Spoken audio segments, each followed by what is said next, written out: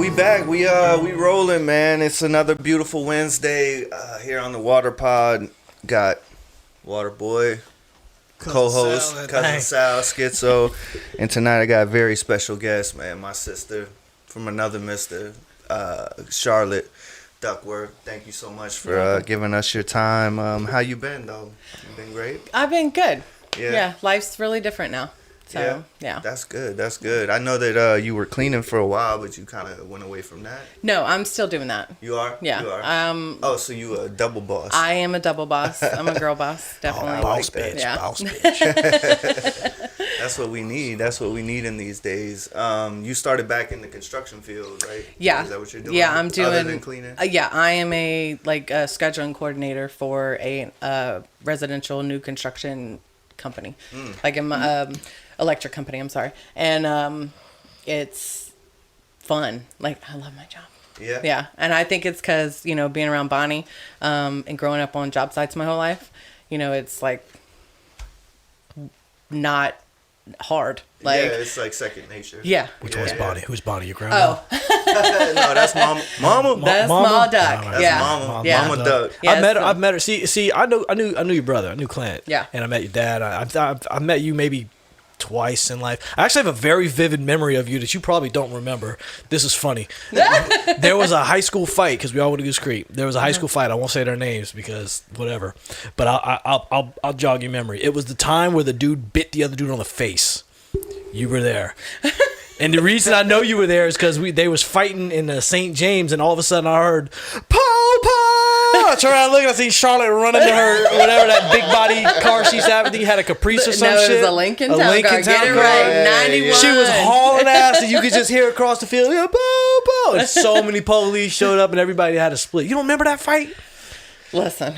All right. There's a lot of fight. Do you remember the fight? I was there. This was at St. James Place? There. It started at, how everybody used to fight, like across the street at the park. It started there. Oh, yeah. Oh, and Clint was in the trunk. Was that... What, do you remember that? Probably so. Because I used to take everybody home. Yeah. Okay. Oh, yeah. I think I do remember the dude, they started fighting. They got under the car, and one dude bit him on the face. Yeah, He bit him right there. If I say their names, you'd be like, "Oh yeah, them." But I don't want to do that. Yeah. Okay. And one of them's in prison for a very long time right now. Yeah, old TT. Nah, but That's really the only memory I have of you. Yeah. Well, she's been like my big sis since like shit, man. I was 12 probably when I met Clint, and shout out Ducky, man. That's my boy. To this day. And, I think they look alike. Yeah, I literally, they look like brothers. Yeah, we got some of the same traits, man. He's my shorter brother, but he's better at golf though, so he's got that going for him. Everybody's short to you. I know. I be forgetting that shit sometimes, man. Because who was it on the cruise? Worm was like, "Yeah, that dude. You seen that dude? He was pretty tall." And I was like, "What dude?" And he was like, "That dude." I was like, well, it was like 5'11", bro. He was short as a bitch. He was like, well, he was tall to me. You know what I'm saying? Remember, Worm got the Mexican jeans too, man. He went like 5'6.5", 5'8", maybe something. But like I said, man, Charlotte's been like my big sis since I could remember, man. We've got so many great memories and good memories, and her family. I've been part of her family forever. You know what I'm saying? So. We can go on and on about those type of stories, but the real reason I had her on here because she's a recovering addict, and I think you're at 8 years now. 7 years, 8 months, and 28 days. Ooh, yeah. fucking intricate. Down to it. When you live the life I used to live, you count every day. Right. Are you California sober or are you sober? No, I am a sober.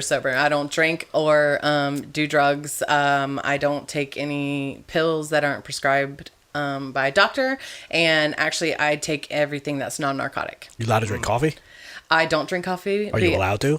Yeah, I'm allowed to drink coffee, but I don't. I drink Red Bulls. Okay, all right. So like when coffee's too weak. when everybody's like drinking and like having a fun and like party and stuff, I'm like, let me get a Red Bull in a wine glass. Yeah. Put your pinky out and shit. Yeah. Like, I got wings, it's bitch. It's the whole situation. But people that know me usually will grab it and they'll smell it, or I've actually had people like take the drink from me. Right. You know, like people that like love me and respect me. And Does you it get to a point where they trust you enough to know that you're not going to make that choice? They're not that powerful.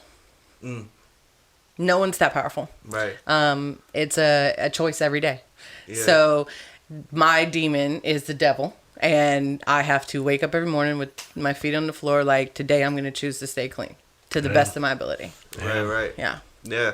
Well, that's like because me, addiction runs rampant in my family, and I won't sit here and say I don't have vices, but I don't have addictions. You know what I mean? And I'm the type of guy, like I used to be like, because the way I grew up, you know, and I don't want to throw nobody in my family under the bus, but the way I grew up around heavy addiction, and like I didn't understand it because I don't have that illness. You know what I mean? So I was always just like, yo, they're so weak. They're just like, how, like I can wake up today and be like, I'm not doing that no more. You know what I mean? Or I've never been in a position where I'm like, I want that more than I want to be the viable member of my family. I want that more than I want to spend time with my kids. You know what I'm saying? So like it's like coming up in it, I empathize and I sympathize with addicts because I've seen it firsthand where I'm like especially the way we grew up. All right. Yeah. So the time frame we grew up in was acceptable. It was acceptable. Like you were supposed to drink and you were supposed to smoke and like try different drugs because like you were experimenting, you know, things like that. And pills were like an epidemic when we were coming up. You know what I mean? I remember when it all started. Yeah. Right. Because the access to them. Yeah. Yes. Was crazy. Yes. And it was like a new thing. It was the new thing. Yeah. It was the new thing. Like ecstasy. It was in music. It was in TV. It was it was like our new thing. I remember. Because you watched what everybody did on TV and the radio. You know, they talked about. I mean, we've got you know Xanax, ecstasy, oxycontins, like all those things came out in the early mid 2000s. You know what I mean? Yeah. I mean, I'm sure they predate that. But that's when they got popular. Yeah, you know what I mean? And I mean, I gotta give you kudos because I don't think like I said, I'm not an addict, but I dabbled. You know what I'm saying? And like you were definitely one of those people that like, because you're like the opposite of an addict. You know what I'm saying? Like you'll do some. I'm obsessive. You are obsessive, but I'm not. But you know what you know your limits, and you know like I'm not like you. You're the type of guy that can see somebody that's like on Xanax and be like, I'm not fucking with that. Yeah, that shit don't look fun. You know to what I me. mean? Like it's like, and you have you're like the antithesis of peer pressure. What does like that mean? nobody can. What does antithesis mean? The opposite. Like nobody could ever peer pressure you into doing it. Won't happen. You know what I'm saying? And me, I don't want to say like I'm easily peer pressured, but I like to take shit to the limit. Yeah. You know what I'm saying? Yeah. Like, I'm like, yo, if I see somebody that's like, hey, you could take this one pill and take 2 drinks and you're going to get where this guy is that drank that whole bottle, then I'm like, well, why the fuck I want to drink a whole bottle? You know what I'm saying? Like, let me just have the pills. But in our day and age, it was like easily accepted. And I know you, me, we've seen so many people from our generation just fall off, man. Yeah, I mean, and die. fall off, die from that shit. Yeah. You know what I'm saying? So like, what would you say got you started, or what led you down that path? Is it what I'm talking about? Just feeling cool, being around that crowd? Please don't say marijuana. yeah. Please don't say marijuana. Marijuana is not the gay drug. Yes, that's all I needed. Turn the cameras off. That's all I needed. All right. So answering the question as far as, all right, so with all the knowledge that I have now about addiction, you know, it does run in my family. And I just take it to the limit, you know, and I would think that, thinking about middle school is kind of like, I was bullied. My last name's Duckworth, quacking at me. Oh my God, it's so original. So original. And then, I had tits at, 5th grade, 6th grade, you know what I'm saying? So of course, then I'm thicker than a Snicker. So, and I always have been. All right. Thick as fuck. But I always have been. And, back then that, like they run with that, they're like, look at this fat girl, but then I, of course, was like, I'm not going to be bullied. So, of course, I became violent and mean. I mean, I've been in trouble. I mean, you know my brother, so I was in trouble for taking a knife and pulling a knife on a girl in the locker room. Oh, I can relate to that. I mean, so like I've been, I've done like, things when I was younger that, I basically just turned on defense mode. And so like then it started turning into, well, let's not find the cool kids, because of course, like you said, you grew up with us, so like our house was the cool house, and like everyone hung out, and like my brother was popular, y'all were popular, and so like I found a group of girls, and I wouldn't so much say we were mean girls, because like you couldn't bully anybody around us, but like I hung out with the wrong crowd, and I really loved the lifestyle. I loved being the mom. I loved being in control. I liked being a leader.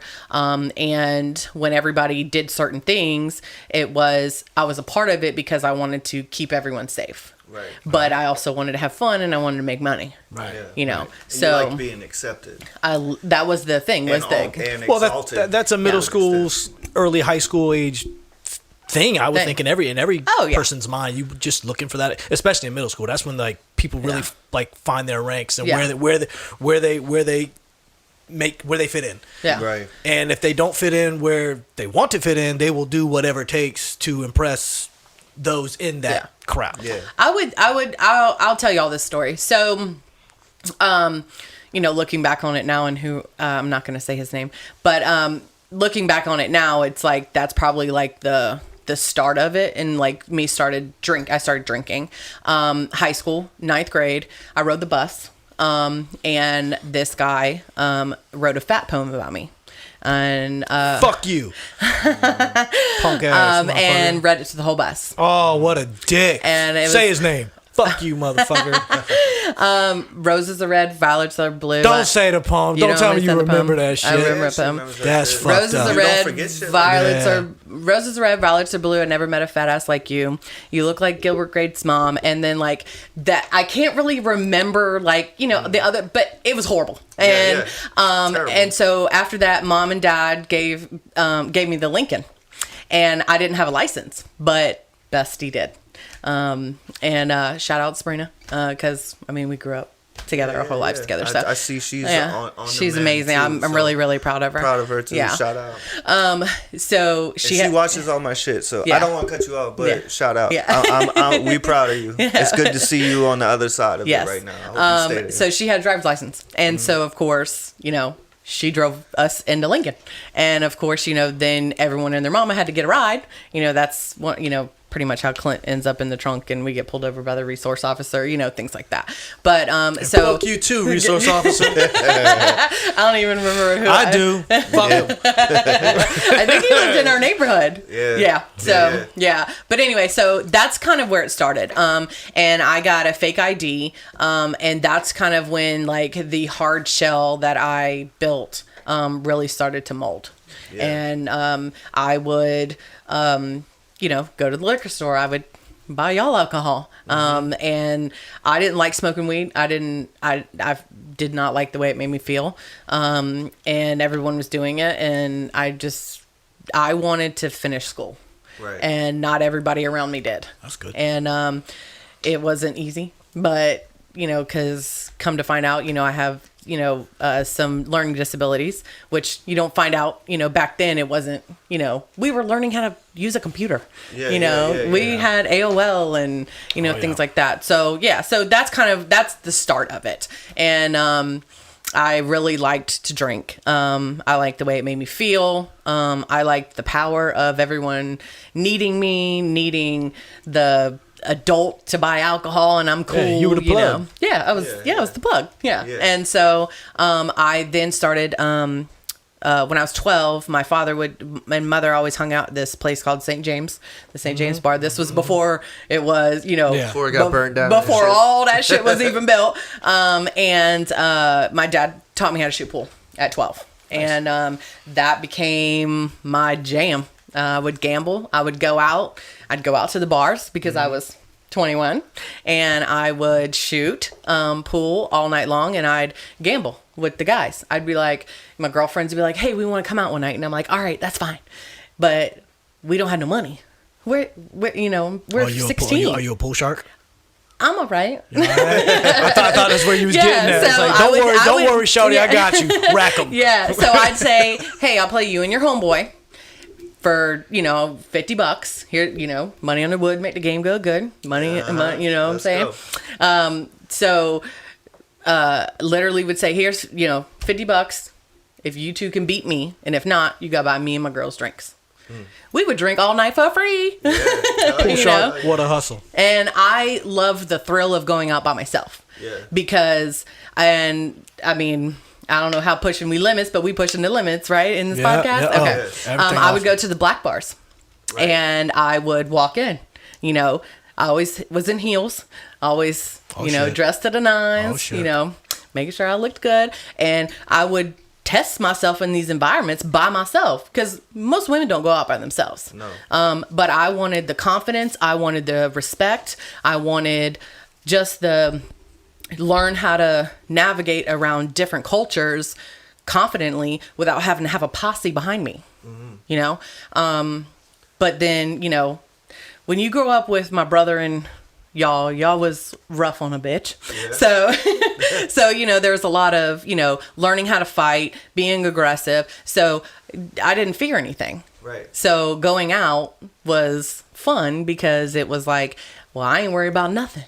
Yeah. Because I'm about to walk in, black, white, Mexican. I don't care. You want to step to me? I'm going to show you that I'm not just some average white girl, and the mindset of it now doesn't seem logical. Yeah. Does that make sense? Seems fucking dangerous. Yeah. You fucking really putting it out there. Because you might walk into the wrong bar like, this bitch for real? Yeah. And then I would shoot. I've met so many people just by shooting, because you got to play for tables. Yeah. Put your quarters on the table, and most people take you in high heels, and you's a woman, and they're like, and. Yeah. And my motto was, my dick swings bigger than yours. Oh, right. So, that hurts. Well, I would say that, like, it sounds like everything you're talking about, which we haven't really got into, like, when you got hardcore into your addictions, but it sounds like a lot of insecurity led you into a lot of places, and which is weird, because as long as I've known you, like, I'm an introspective kind of person, so I can see past a lot of bullshit. So I've always known that you've had your insecurities, and you had like a hard shell that you put on because of those. You know what I'm saying? Yeah. But even like tonight, you know what I mean? Like, but because I know Charlotte as being like brash and forward and not scared of anything, you know what I'm saying? Yeah. So like even like tonight, not to call you out on the podcast, but you called me on the way here, was just like, nervous about this or nervous about that, and I was just like, Charlotte, you're nervous about something, you know what I'm saying? So like, different game, bro. This is different game, dude. It is, but I think it really shows that the side of her that's like, the insecurities are kind of what fueled you to go to those places, or to do those drugs, or to feel that way, because you always felt, especially like you tell us the story about the guy writing a fucking poem about you, which is like crazy, because I remember a girl, I don't want to call dude out on this podcast, one of my close homeboys, you know what I'm saying? Like, he wrote a poem like that to this girl that was like in love with him, and I remember like 10 years later we see this girl, and she looked way better than she did at the time. You should see him. I love seeing him. Right. I love seeing him. Yeah. I love seeing him. I'm gonna say it 10 times because hey, right now he's like 500 pounds, yo. You know what I mean? And straight up. And not that my homeboy looked bad, but she looked so much better than she used to. And he was trying to like holler at her and shit, and she was just like, she should have just recited the poem. She did. Oh yeah, hell yeah. Same shit that she just did. I was like, you remember that shit? And she was like, yeah, like you don't forget shit like that. You should get homeboy's number. Just be like lead him on. All I have to do is call the police department. And then just text him that poem. Be like, just so you remember, motherfucker. I remember that shit. But I think like we talked about on a few podcasts ago that like people might not remember everything that happened or what you did, all this. What you said or what you did, but they will remember how you made it feel. How you made them feel. Yeah. You know what I'm saying? So I think that like it feels like because I do know a lot of addicts. You know what I mean? Current ones in my family that are in active addiction, whether they would admit it or not. You know what I'm saying? And it does all boil down to traumas that they haven't like dealt with. Like, definitely. Like I had a homeboy here the other night recording, and he was talking to this girl, and she was real like insecure, wanting him to take her out and like parade her around and like prove his whatever. Well, as they do. Yeah, but come to find out, you know what I mean, she was an alcoholic, you know what I'm saying? And, you know, she was hiding it from him, and she was lying to him and all these things. And then she got into the program and didn't tell him that none of this was going. Like, she had kind of hinted to him that, like, you know, I have a problem with drinking or whatever. So he made it a point, like, I don't drink around her, and we can we don't have to go to bars. Like, when we go out, we go to dinner. We go watch a movie. Like, he was trying to do the right thing, you know what I mean? And she was just hiding it from him because she's stuck in it.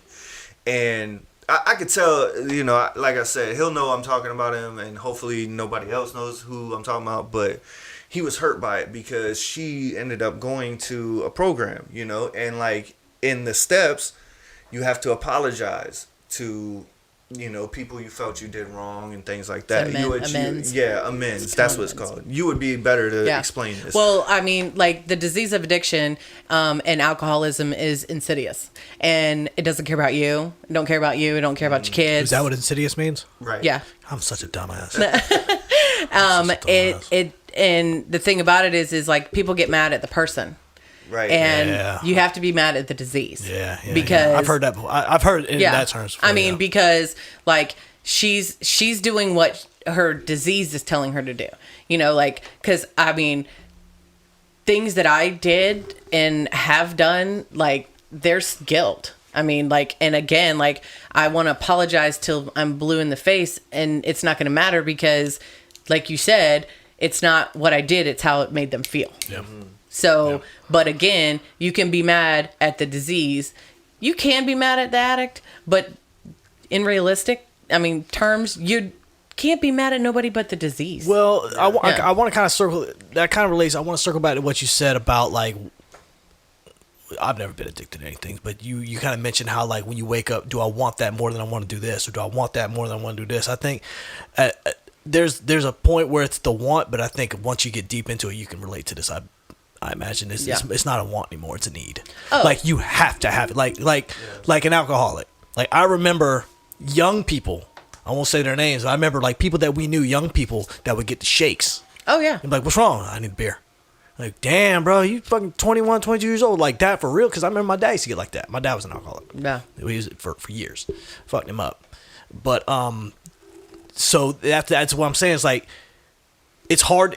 I guess it is hard to blame the disease whenever you're the victim of it. Yeah. But once you, like, get, I guess, you rationalize your mind around it, it's like, they don't want to do this. They almost have to do this. They need it. They have to. They're gonna stiff me for some money. They're gonna feed me some bullshit to get some money. They're gonna steal from me because they need it. Like, it's to the point where they don't want to do this. They need it. Yeah. Well, I used to always like, because they say it's a disease, right? Mm-hmm. And there's been a lot of back and forth about that. And I used to be one of the people that was like, nah, it's a choice. You know what I'm saying? Like, I was always like, because I grew up next to people that, you know what I'm saying, like, I did the same shit they did. You know what I'm saying? We did the same amount of drugs. We bought them same 8 balls. We did them same 10 packs and rode around with strobe lights, and we did the shit. You know what I'm saying? And they didn't know how to stop. And I'd be like, they chose to keep going. You know what I mean? But it took me a long time to realize that, like you're saying, like, they didn't choose to keep going. Like, they would give anything to be like me, to be somebody that could like do Just all that stop. shit and be Yeah. like, that's not for me anymore. Yeah. You know what I'm saying? Or you know what I mean? Like I remember, this is when I knew I wasn't an addict. Well, hold on. Let me circle back to what I was talking about with the guy, because he was talking about his girl ended up going to rehab and she had to make amends, had a letter and told him all these things that she lied about throughout their 2-year relationship or whatever, that he had no clue she was lying about. You know what I'm saying?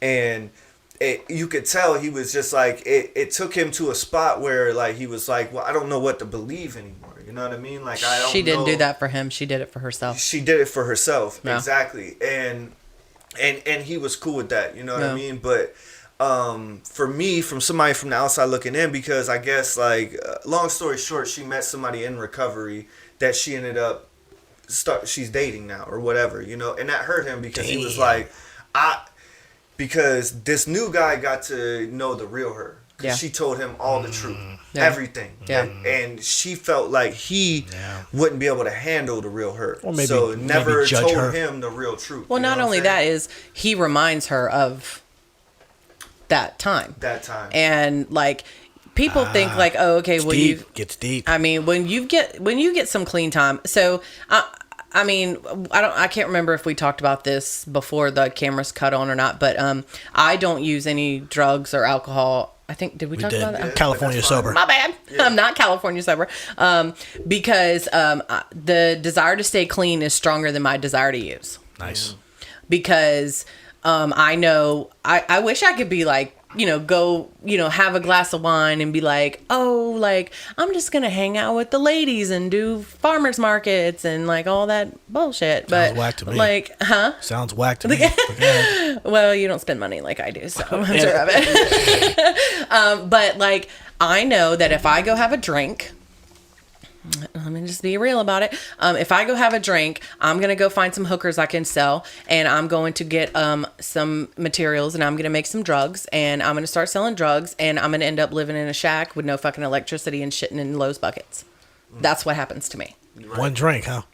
Takes it there. I Here's used my to work. I used to thing. work with a guy that gave me that same story. I was mad young, and he said that, and I was like, But here's my thing. Like, yeah, get Giving up outta all here. this clean time for a drink? yeah. Fuck no. Yeah. I'm going to balls to the wall. Give me a fucking bowl and I'm about to roll this bitch out. And I'm not going to just give all that up because like I'm having a bad day. Because to be honest with you, I mean, I'm dealing with some mental health issues right now.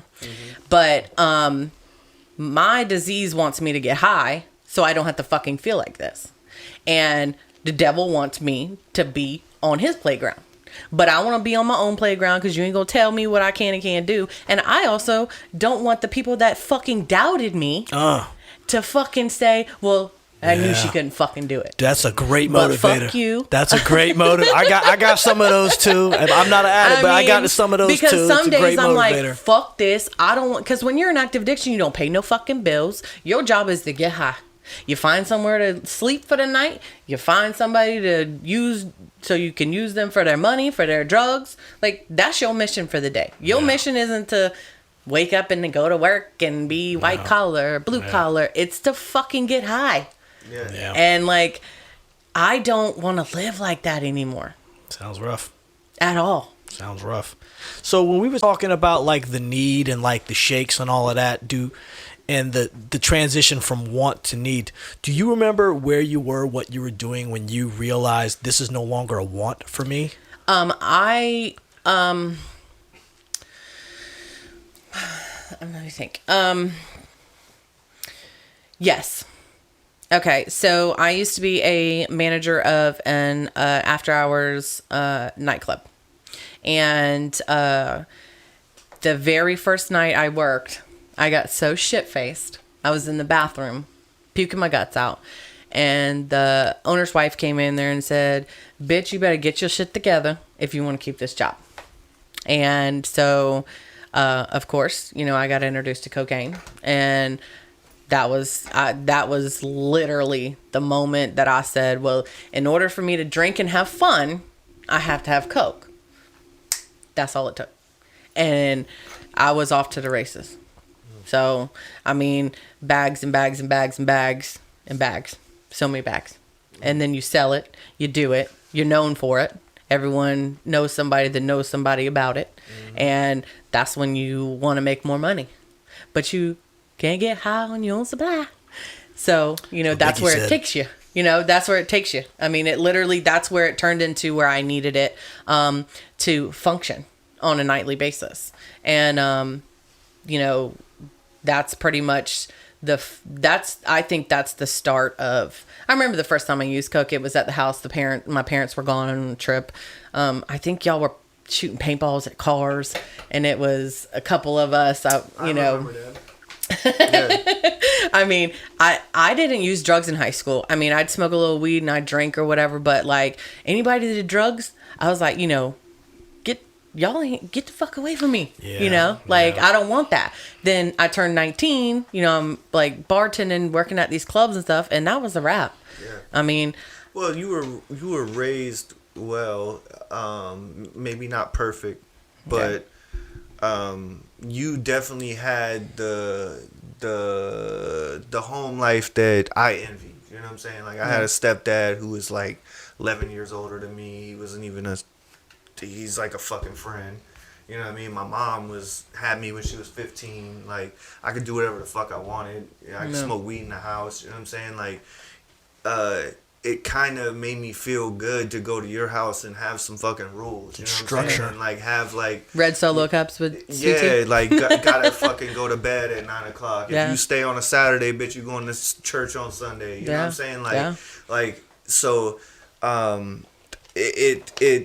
it shows me that it doesn't really matter. Oh, it doesn't discriminate. It doesn't discriminate. Does not discriminate. Matter how you were raised or how much your parents cared about you or how little they cared about you. Like addiction just fucking runs through you if it wants to. You know what I'm saying? A lot of people are confused about that. They're like, but look at your family. Look at your family, how you came up and how you were. Well, you hear about highfalutin people and highfalutin rich bitches fucking strung out on pills and shit. I mean, it's out there. Well, it's insidious. You're right. You're right. It's insidious. But to your point, I can kind of understand some of that because, like, a lot of rich folks, they did high class drugs. Yeah, but they also don't fuck with their kids like they should. You know what I'm saying? Like they're too busy doing this or that, and so the kids do. You know what I mean? Like, but like from Charlotte, like her family wasn't rich, but they weren't poor. You know what I'm saying? They were middle class, and dad, mom been together fucking forever. You know what I mean? Like hardworking. Yeah, took their kids on vacations, hardworking. We had everything we needed and more. Like they were taken care of. And they were loved, you know what I'm saying? And like to see somebody come from that and go down this road is kind of like you're like, I loved the lifestyle. Like, it takes you back. Loved the lifestyle. You know what I mean? You're like, whoa. I mean, for her fucking brother, for instance, you know what I'm saying? Like he's the adult of the family, by the way. Oh, he's Daddy Clint. Yeah, we call him Daddy Doug. So I've always been Mama Charlotte. We used to call your dad. We call him Daddy Doug. Like we went to fucking Myrtle Beach for a bachelor party, dude, and like. I'm not gonna get into the whole fucking thing, but Clint we got fucked up. Yeah, and Clint led us to glory. Clint was daddy.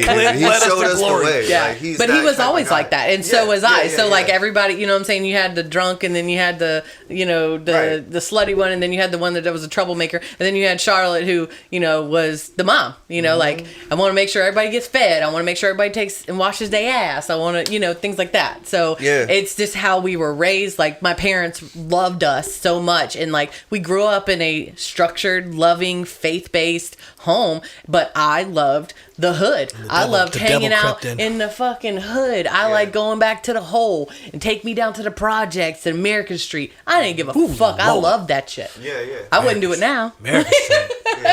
Well, you know what? That's not true. I probably would. It's weird because like I haven't really talked about like my little brother on this podcast, and I'm not going to get into it completely, but it reminds me of you and your brother because it's like I'm like the guy that everybody's like he's smart, he does the right thing, he always makes the right decisions, he you know what I mean, and I feel like part of that is why my brother's struggled is because it's almost like he was deemed you're the fuck up. You know what I mean? I don't know if you felt that way. Oh, but, I'm black sheep all day. right. And so I don't know if that So is you that run with like that. something. You run with it. You run with it. You're like, you know what? You want to treat me like that, and you want to label me that?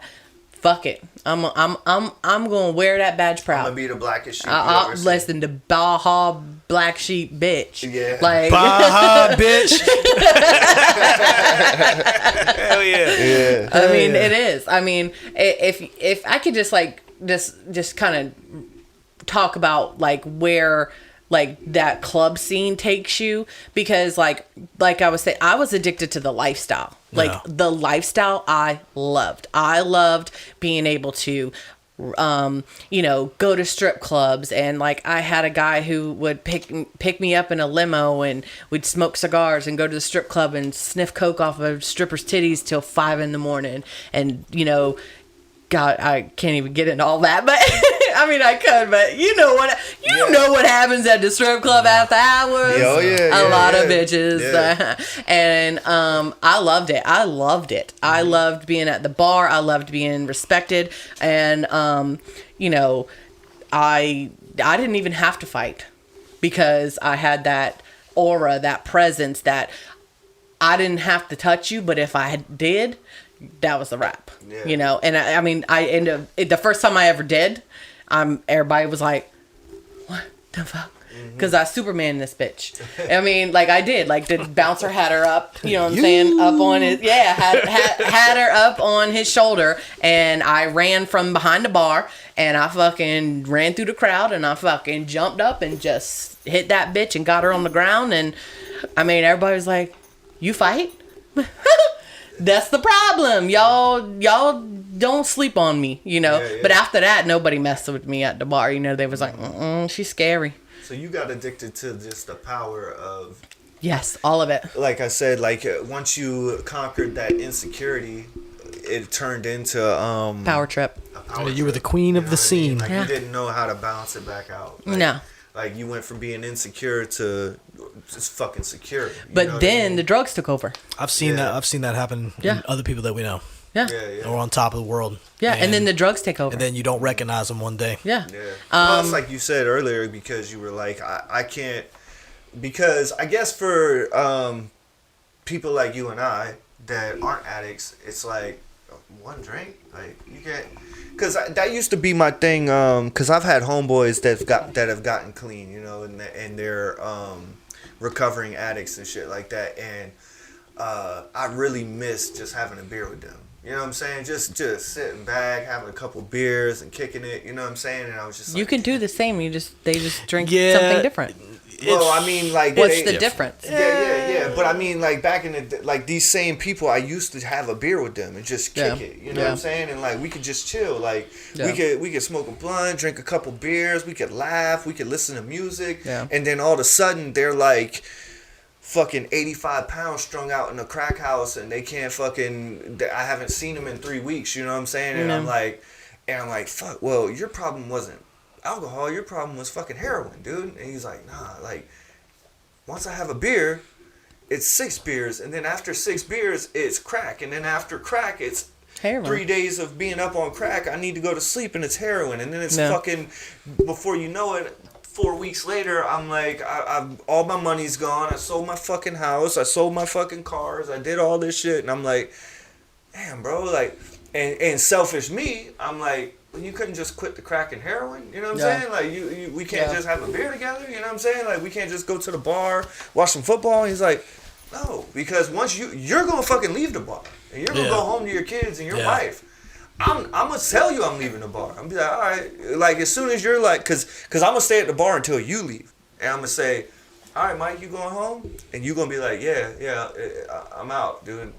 I'm done. You know what I'm saying? And all right, yeah, me too, man. I'll holler at you tomorrow. And then no, you gonna see me in fucking 6 months, strung the fuck out. And I didn't really understand that until I seen it. You know what I'm saying? And like now I understand it. And like I told you before, like I used to think like, oh, it's a choice. It's not a disease. But then it's like.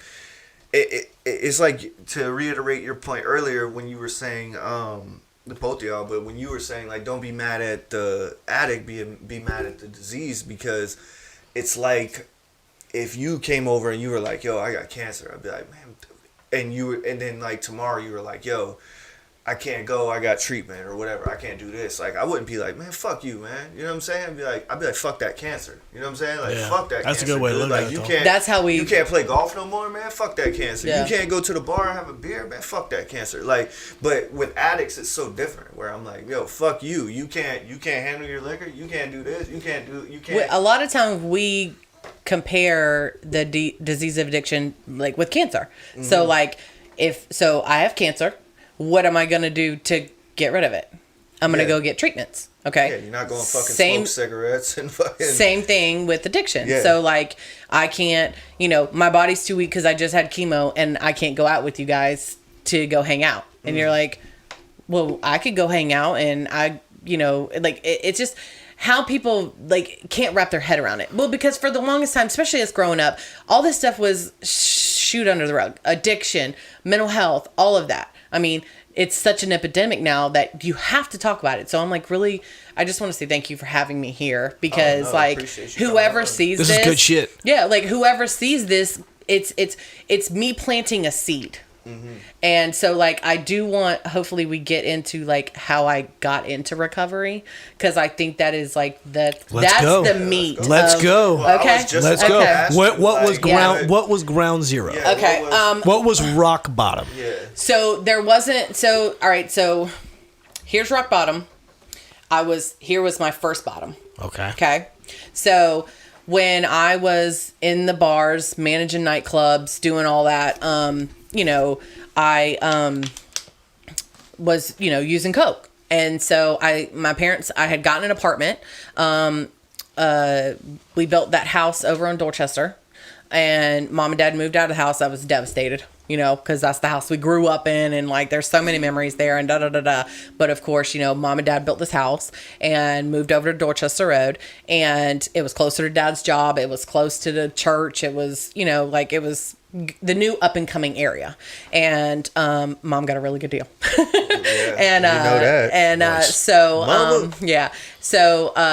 I moved into some apartments across the street and they were brand new. Never lived in them.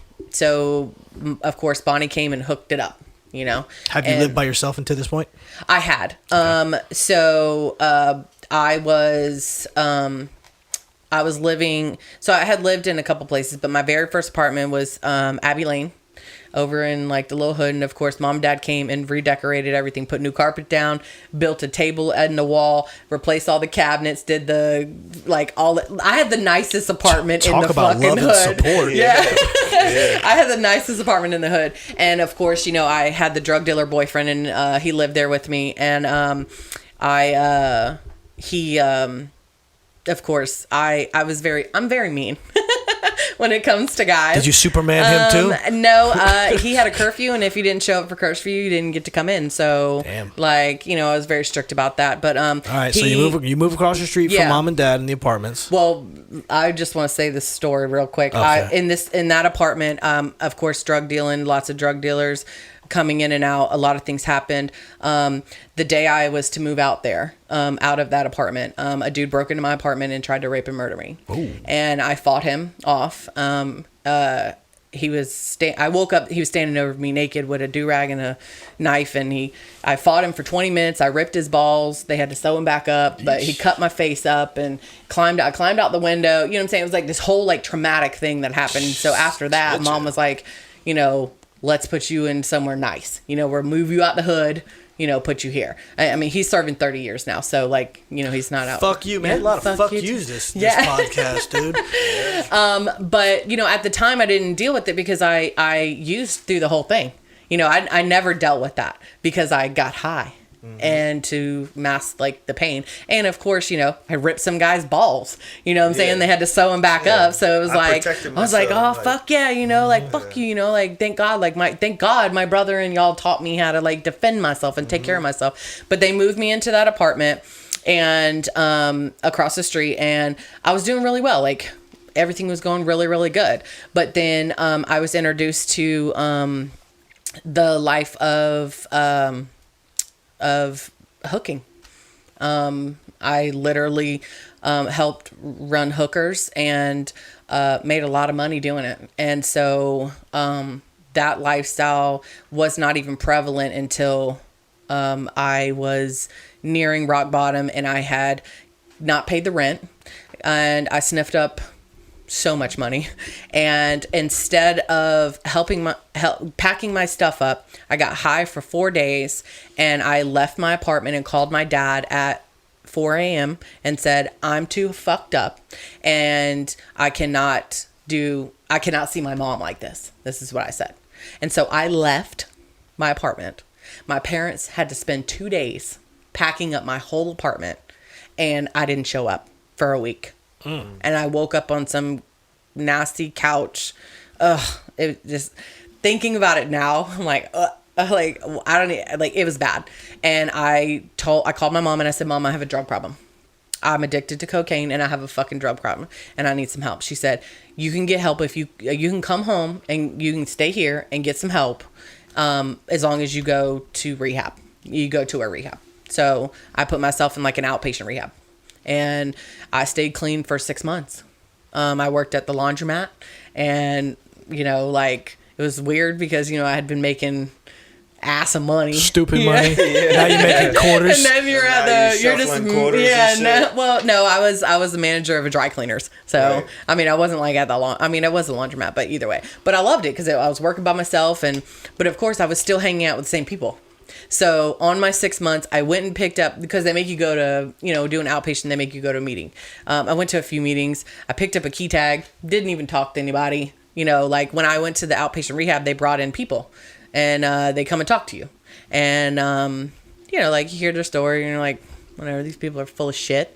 And I'll go and get my little paper sign. I'll pick up my key tag, and my 6 month key tag, July 31st, 2010, I picked up my 6 month key tag and then went and got fucked up and did coke. And that was the very last night I ever did coke, because I said, what in the living hell? I don't ever want to feel like this. I don't want, this whole situation was fucked up, And so then I was introduced to methamphetamines. And it was a clean high. It was a different high. It was the jacked up high I wanted, without the nose clogging, without the come down. And that was... Last longer?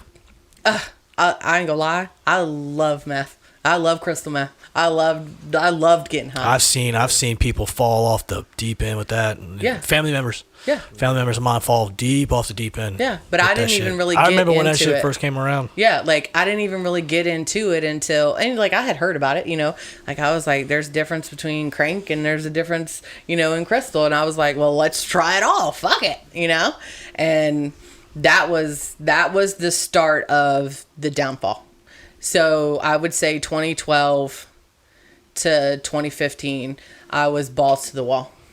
Yeah. Crystal meth, that's fucked up. So that was like I said, here's the bottom, here's the first trip and fall kind of thing, and then from there I could tell stories for days, like horrible situations that I put myself in that, it's hard. I wish there's not enough time. Right, yeah. We only got an hour. Yeah. So to like there's more episodes. So like, I mean, but it just a collective like bunch of it is hookers, drugs, money, violence, living in houses and hotels that had no electricity, no water, shitting in Lowe's buckets was a thing, sleeping in my car, having my car stolen. It just was renting your car to people for drugs. Yeah. I mean, and just to be raw and real, I mean, I was a drug dealer, but I also fucked the drug dealer for the drugs. Right. That's what it was. Yeah. I mean, you use what you fucking have so you can get high. Yeah. Where do you think you could have ended up had you gone past rock bottom? I'd be dead. Dead or jail. I'd be dead. Straight up. I mean, how far? Jails, institutions is death. Well, that's how we say it. Nice. I mean, but I'd be dead. I'd be dead. Well, I would say like, because I've seen people. It's weird because I've seen people.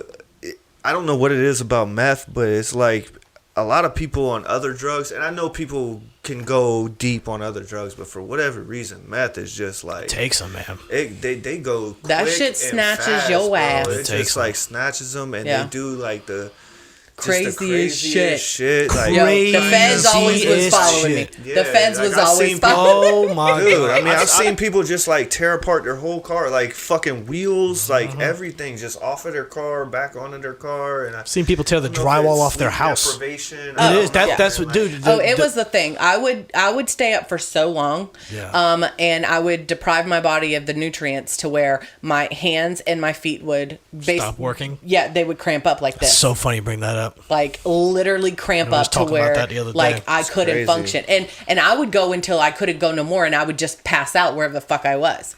And of course, many things were stolen, many things were lost. A lot of bad things. I did a lot of bad things. I mean, I was literally shaking a bottle in my mom's house. You know what I'm saying? That old You know? shake and bake. Is that Old what it shake was? and bake, Old you know? shake and bake. Yeah, but it boiled down to getting clean in September of 2015. And literally, I got clean. I was clean for 2 weeks. And my birthday came. And then I went hard. Like, literally went hard. And then I was in outpatient rehab, but I quit going. And then I ended up in the hospital with being so sick. I was in the hospital for 5 days. And Bonnie looked at me. She had now, by this time, my dad was dead.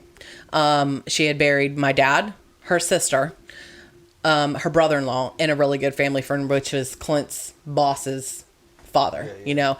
And she looked at me and she said, I don't want to bury you.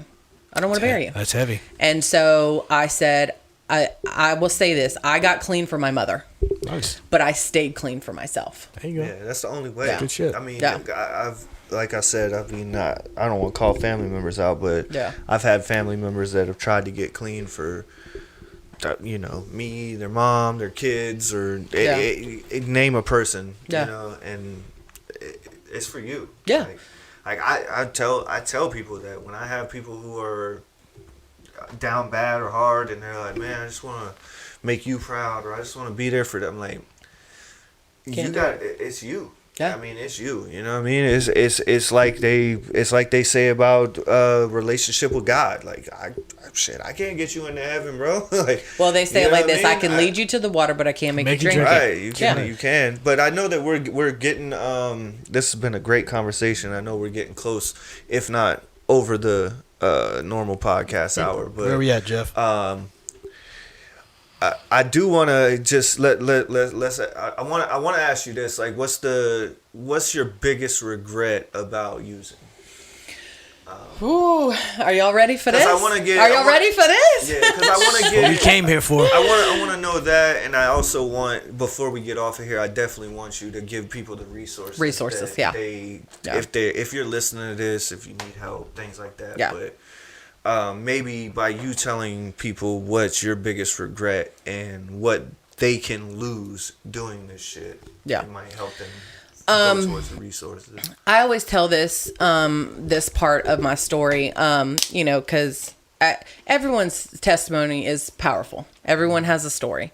But for me, my dad was my hero.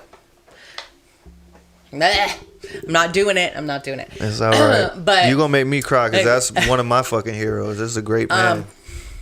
he's the greatest man alive. He really was.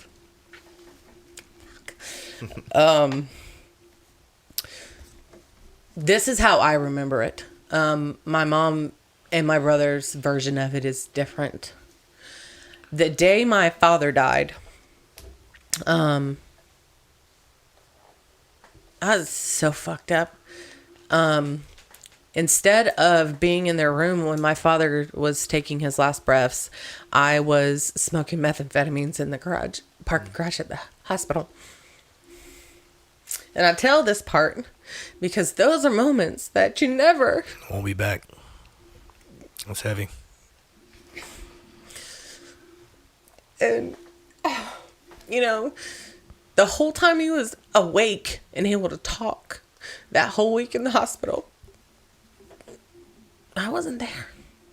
I was getting high. I was fucked up. So fucked up. And got, literally got the phone call. I'm smoking a bowl in the parking garage of the hospital, and I'm running through the hospital like it was going to matter. But it didn't. It didn't matter. And I'm sorry, y'all. No, it's all right. The shame, the guilt. I cannot forgive myself for that.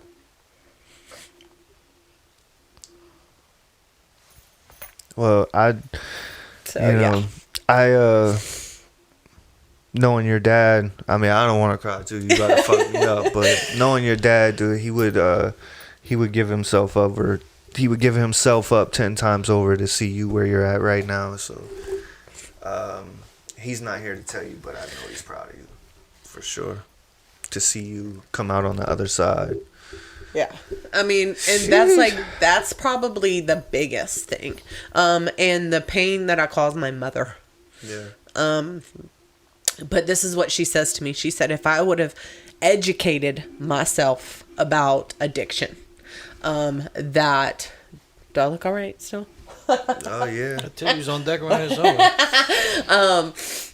She said, if I would have educated myself about addiction, dealing with that with you would have been different. I would have. Oh, if she would have educated herself. Yes. Oh, okay. Is that what I said? Is that You what said I it. I just misheard. I just misheard it. If she would have educated herself about addiction, the outcome of me getting help probably would have been different. But I said, however it happened was how it was supposed to happen.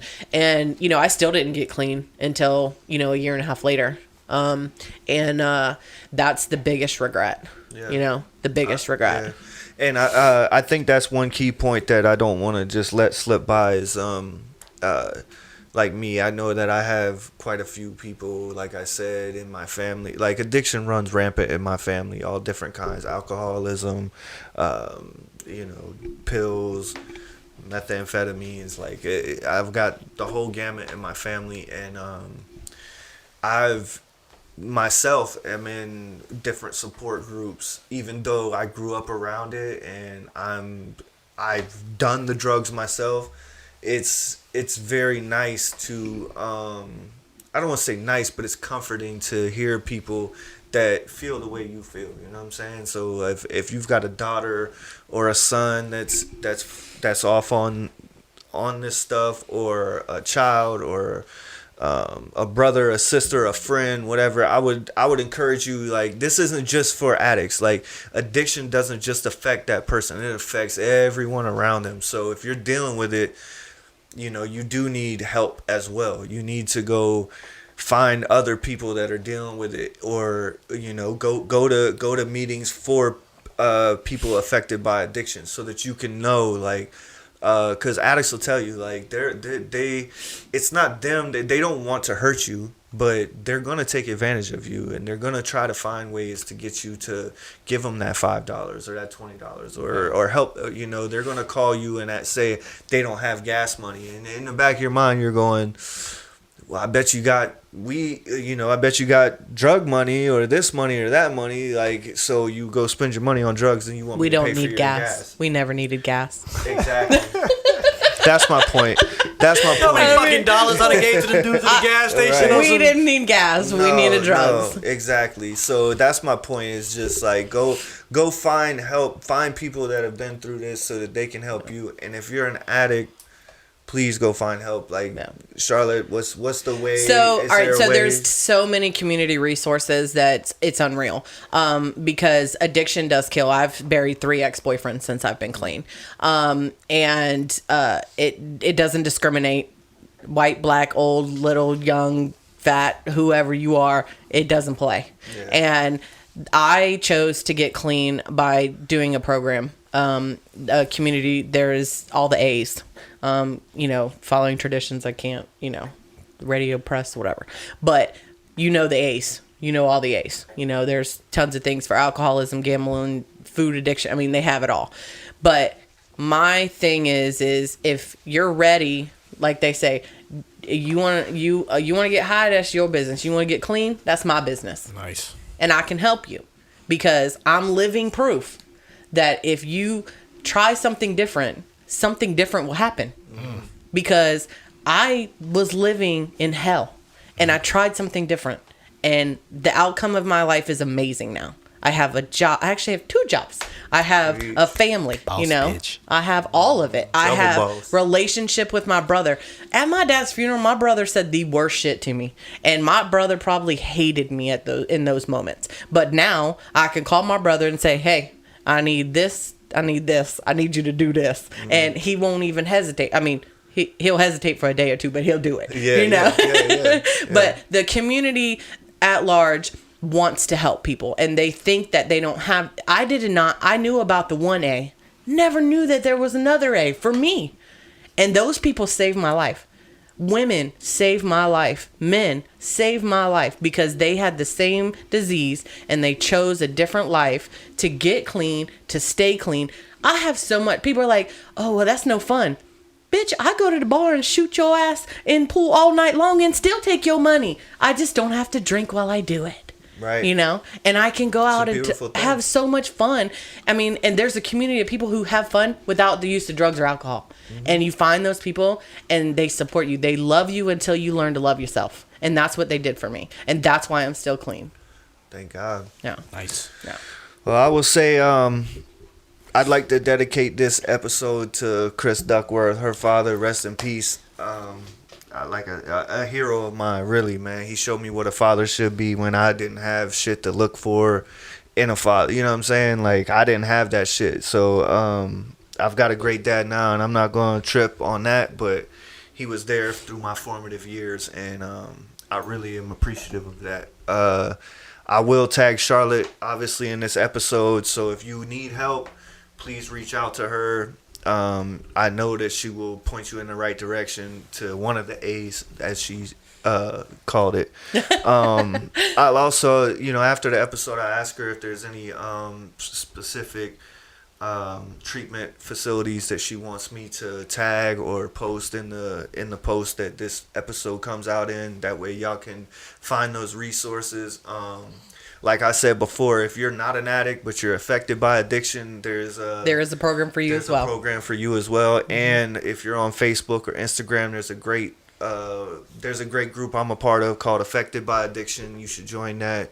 And there's people on there, like, you think your story's unique. It's not even close to unique. Like, there's so many people out there that are struggling with this disease, and their families as well. So shout out to Charlotte. Thank you so much. Thank you so much. On. I can't even I wish we had all the time in the world because I have some great stories. Well, but I'm gonna have you back on. I know that an hour is really short to get to everything that you need to. But I want to thank. That's what I was getting at. I want to thank you both for having me because you're right. I was really nervous, but I had to remember that I wasn't doing this for me. Right. I'm doing this so that if someone sees this and they're struggling, that I can be the seed that is planted in them. Absolutely, and I mean, I hope and pray that like your story will bring other addicts to, because like I said, like when I spoke to you, I asked you to come on me, and you were like, "Are you sure?" I was like, "Yeah, I've been trying to get people who struggle with addiction to come on and talk about their story, but it's a hard thing to talk about, especially when you've come through it and you're on the other side of it, and you've got a good job, you've got kids, wife, husband, like people that might not know this shit about you. It's hard to talk about. So I really appreciate you being. I don't have no shame though. Well, no. It's appreciated that you just went as raw as you did, as real as it gets, because sometimes, like y'all said, people need to hear that shit. Well, I mean, I was worried about people judging me, but then I remember, like, you don't fuck me, feed me, or pay my bills. I don't care. Right. Hey, that's a good tagline. So, like I said, man, appreciate Charlotte coming on. Thank you very much. I appreciate it. Shout out my co-host Schizo, Cousin Sal, as y'all might know him as. But I'm Waterboy. As I always say, think harder, work smarter. If you want it to grow, just add water. Charlotte Duckworth, Schizo, Waterboy. It's the Water Pot. Peace. Yeah.